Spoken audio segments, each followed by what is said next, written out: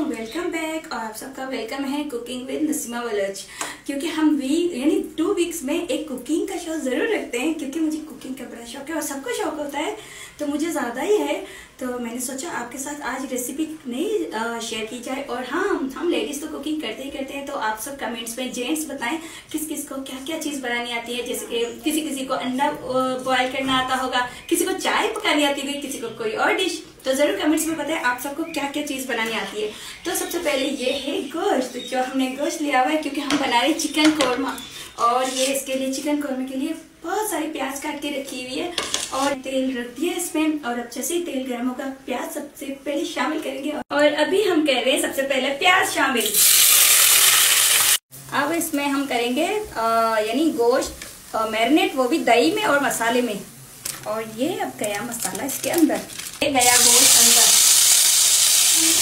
और अभी हम शामिल करेंगे अदरक लहसुन। अभी हम इसमें करेंगे जो प्याज हमने यानी ग्राइंड किए, तो उसको हम शामिल करेंगे। तो ये गया प्याज कोरमे के अंदर। और अभी हम करेंगे इसमें यानी धनिया और हरी मिर्चें, क्योंकि हमारा कोरमा रेडी है, ये देखा है।